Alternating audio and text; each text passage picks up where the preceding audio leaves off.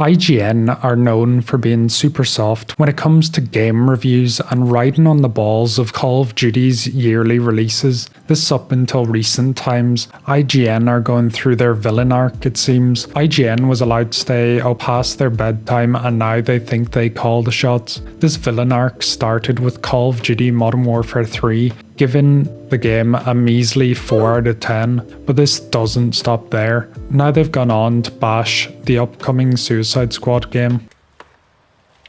So what do you think? It's good, right? What in the hell is this? Now I have to say this guy Destin is super biased against Suicide Squad from what I can see and clearly wanted a Batman Arkham game. He is literally me. The title he chose for this discussion is Suicide Squad Kill the Justice League Preview. We played it and didn't like it. Now I have to admit, some of his takes were pretty bad and overall the review is pretty mixed. It feels like it was written by Two-Face the way he jumps from liking an aspect of the game and then further on in the discussion disliking it. He starts with, yes, it certainly seems like you will be killing characters you know and love. Lots of death happening here. That's also a big part of the problem I have with the entire premise. I can't help but shake that there's no way Rocksteady is going to let any of this stick. Our heroes have done terrible things. There will be a time reversal mechanic or some alternate Earth timeline that comes along and washes away all of the terrible awfulness that happens during the story. I have very mixed feelings on this. I understand what the game is going for, but I do think even if they reversed time and fixed everything, people would probably still complain that the characters they know and love, like Superman and Batman, are killing people and potentially being killed. I guess we'll just have to wait and see, but from the bits of leaks that may or may not be true, honestly, my expectations are as high as Danny DeVito's height. Moving on to a thing I absolutely despise in gaming nowadays, live service shite. And when you pair this disconnect with game mechanics straight out of the likes of Destiny, Anthem, or Marvel's Avengers, I'm left worried about the final product coming together in a way that works. Now I hate live service and games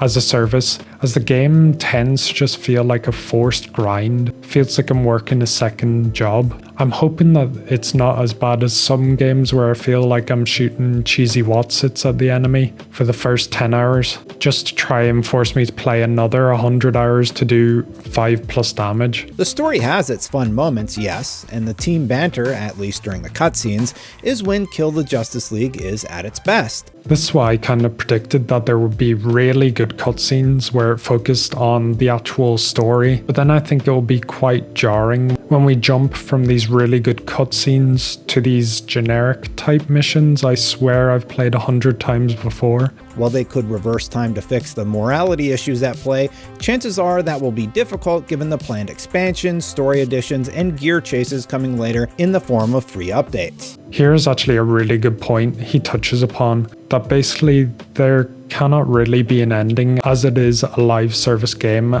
Those wheels need to keep turning, and this is why I kind of spoke about before, where the ending will have to be this open-ended thing, just so we get just one more battle pass in there for good measure. I know if the leaks are true, it does make things a bit more understandable, but I don't know how legit those leaks are. Here's one more point that Dustin makes, saying, Rocksteady had a winning formula with the Batman games and is trying to write a completely new book, but so far, lightning is not in this bottle.